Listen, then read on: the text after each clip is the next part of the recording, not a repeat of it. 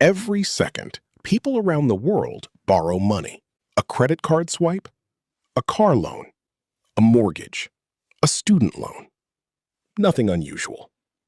But hidden behind those everyday transactions is a system so powerful that entire countries depend on it. A system where money is created from debt. And the more debt exists, the more money enters the economy. Which raises a disturbing question. If debt creates money, what happens when everyone tries to get out of debt? Most people believe debt is simply a financial tool. Borrow money, pay it back, move on. But the reality is far more complicated. Because modern economies are built on a cycle that constantly encourages borrowing. In this video, you'll discover how the global debt system works, why millions of people feel trapped despite working harder than ever, and how a mechanism designed to create prosperity may be quietly making financial freedom harder to achieve. And by the end, you'll understand why some of the wealthiest people in the world use debt very differently from everyone else.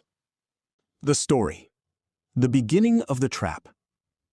For most of human history, money was something physical. Gold, silver, coins, something tangible. If a king wanted more money, he needed more precious metals. That created a natural limit. But as economies grew, carrying gold became impractical. Banks emerged as a solution. People deposited gold. Banks issued paper receipts. Those receipts became money. Simple enough. Then bankers noticed something interesting. Most depositors never withdrew all their gold at the same time, which meant banks could lend out some of it while still keeping enough in reserve. At first, this seemed harmless, but it would eventually change the world. Because banks discovered they could create loans far beyond the cash physically sitting in their vaults. And that was the moment money began transforming into something entirely different. Not a store of value, but a system of debt. The invisible creation of money. Today, many people believe banks lend money that other customers deposited. But that's only part of the story.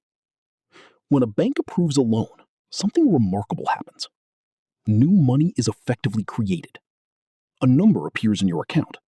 You can spend it immediately. Use it to buy a house, a car, start a business. The money feels real. Because it is real. But it didn't exist before the loan was issued. Think about that. A large portion of the money circulating through the economy was created because someone borrowed it. No loan, no new money. And that's where the first problem appears. Because every dollar created enters the system as debt. But every loan comes with interest. Which raises an uncomfortable question. Where does the money for the interest come from? Running on a financial treadmill. Imagine a small economy. $100 exists. That money is created through a loan. Now imagine the borrower owes $100 plus $10 in interest. The problem is obvious. Only $100 exist. Yet $110 must eventually be paid back. The system solves this by creating more loans, more borrowing, more money, more debt. Growth becomes necessary, not optional. The economy must keep expanding. Credit must keep flowing. New borrowers must keep entering. And for decades, that's exactly what happened. Households borrowed more. Businesses borrowed more. Governments borrowed more. The world became richer, but it also became more dependent on debt than ever before.